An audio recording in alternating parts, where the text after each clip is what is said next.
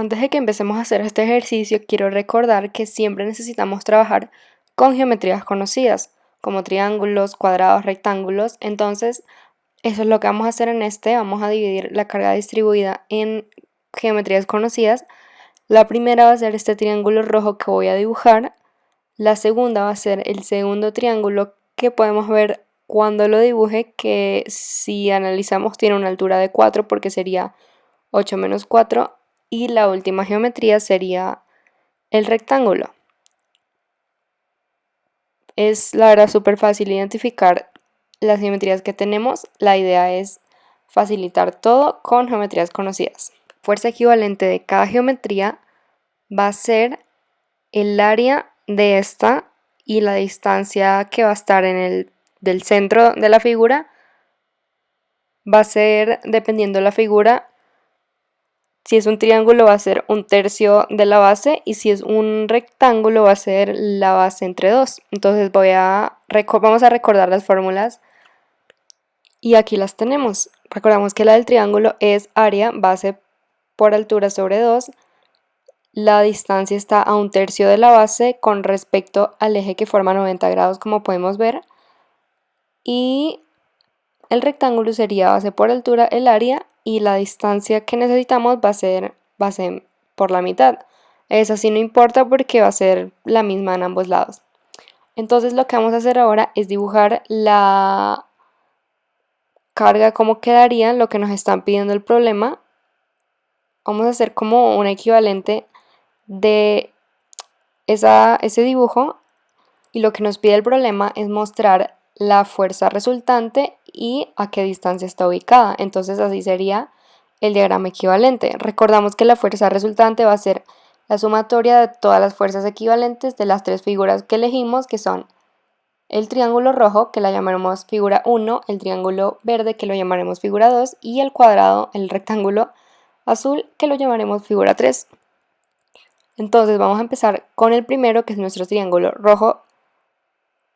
Entonces vamos a dibujarlo con las medidas que están ahí arribita. Podemos ver que dice 8 kilonewtons por metro, esa va a ser la altura, y 3 metros va a ser la base. Entonces ya lo que queda es calcular el área y la distancia a la que está dividida, que las fórmulas las puse arriba. Entonces ya tenemos todo lo que necesitamos. Entonces el área sería un medio de 8 por 3, queda 12 kilonewtons. Recordamos siempre poner medidas. Y la distancia sería un tercio de 3, que es 1, pero está con respecto al eje de 90. Entonces lo que le resta para llegar a 3 sería 2 metros, que es la distancia que vamos a utilizar. Entonces, para verlo mejor, vamos a hacer el diagrama de cuerpo libre equivalente de todas las fuerzas resultantes. Entonces la primera, con respecto al punto A, debería estar a 2 metros, como podemos ver en la figura, porque si pondríamos 1, entonces estaríamos cometiendo un error que se suele cumplir porque estamos tomando mal la distancia del centroide. La distancia siempre se toma con respecto al eje que forma 90 grados, cuando los dos lados forman 90 grados. Entonces sería 2 metros y la fuerza que va para abajo, porque como vemos al final todas las fuerzas son negativas, por lo que podemos ver en el diagrama que las flechitas están mirando para abajo. Entonces estaría con respecto al punto A, como estoy dibujando ahora, hay 2 metros. Entonces ponemos en el diagrama de cuerpo libre la distancia y listo. Ahora tenemos que calcular nuestra figura número 2, que también es un triángulo, pero si vemos, este triángulo está volteado, está al contrario del triángulo anterior, entonces las distancias serán distintas. Si aún no me entiendes, no hay problema porque ya lo voy a dibujar mejor para que lo entiendas. Miren cómo dibujé el cuadrito que forma que hay 90 grados. Y entonces primero vamos a calcular el área, que sería un medio de la altura por la base, que es 4 por 3, que nos da 6 kilonewtons. Y la distancia estaría a un tercio, que nos da un tercio por 3, que nos da 1. Pero, y como podemos ver, antes de ese triángulo está el otro triángulo que vale 3 metros, entonces la distancia total sería esos 3 metros más el 1 que acabamos de calcular. Porque estamos tomando las distancias con respecto al punto A. Entonces, desde el punto A hasta esa nueva fuerza equivalente sería una distancia de 4, porque llevamos 3 y nos dio que la distancia del triángulo era 1. Entonces vamos a hacer la última, que también está a 3 metros después del primer triángulo. Entonces sería el área, que sería base por altura, que nos da 12, y la distancia sería 3 medios, porque es un rectángulo, entonces la distancia sería la mitad de la base, que es 3 entre 2, que nos da 1.5.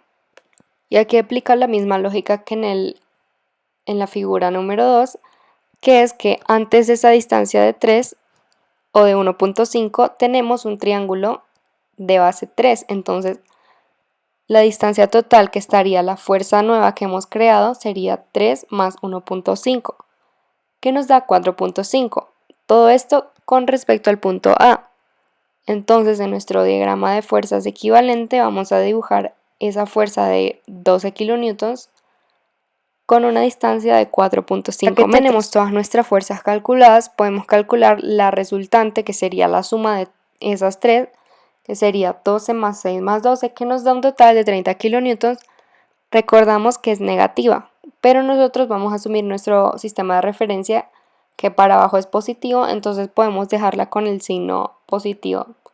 Igual en el dibujo nos muestra su dirección. Una vez que ya tenemos hallada la fuerza equivalente, ahora solo nos falta hallar la distancia en la que está aplicada esta. Entonces vamos a agregar primero esa fuerza a nuestro diagrama de cuerpo libre y le vamos a poner que está a una distancia X.